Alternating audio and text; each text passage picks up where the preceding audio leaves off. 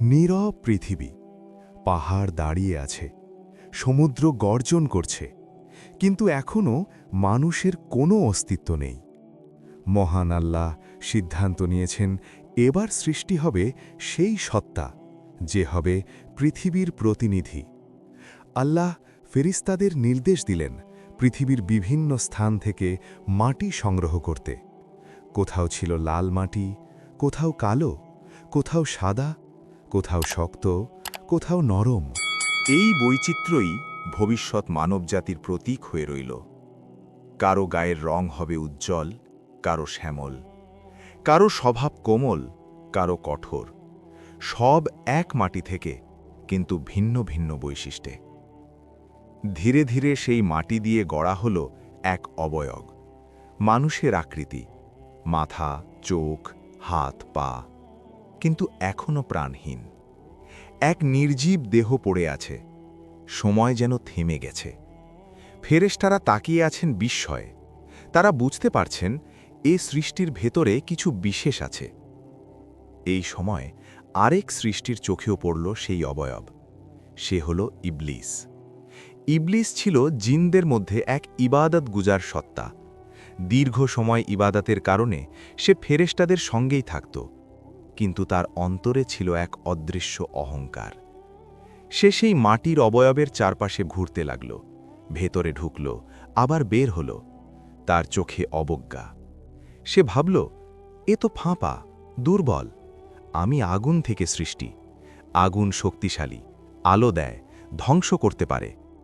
তার মনে প্রথম জন্ম নিল তুলনা, আর তুলনা থেকেই জন্ম নিল অহংকার। দিন কেটে গেল, মাটির দেহ শুকিয়ে গেল, শুকনো মাটির মতো শক্ত হয়ে উঠল। মহাবিশ্ব অপেক্ষা করছে সেই মুহূর্তের জন্য, যে মুহূর্তে প্রাণ প্রবেশ করবে। তারপর এলো সেই ঐতিহাসিক ক্ষণ। আল্লাহ সেই দেহে রূহ ফুঁকে দিলেন। ভাবুন সেই দৃশ্য। প্রথমে প্রাণ প্রবেশ করল মাথায়, চোখ খুলল, দৃষ্টি আলো দেখল প্রথমবার। তারপর ধীরে ধীরে প্রাণ ছড়িয়ে পড়ল সারা শরীরে। বুক উঠল, নামল, প্রথম নিঃশ্বাস।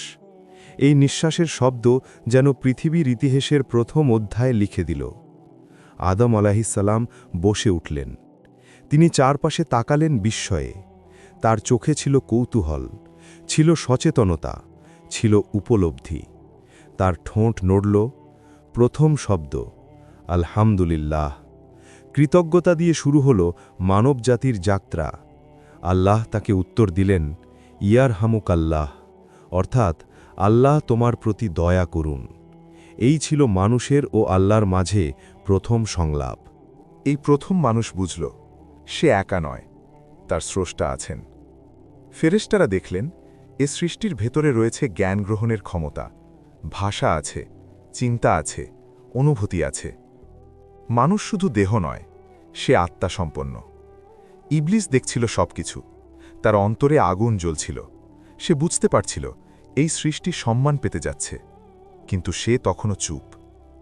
আদম আলাইহিসসালাম দাঁড়ালেন। তিনি হাঁটলেন। তিনি অনুভব করলেন মাটির স্পর্শ। যে মাটি থেকে তিনি তৈরি, আজ সেই মাটিতেই দাঁড়িয়ে আছেন। মাটি, যা বিনয় শেখায়।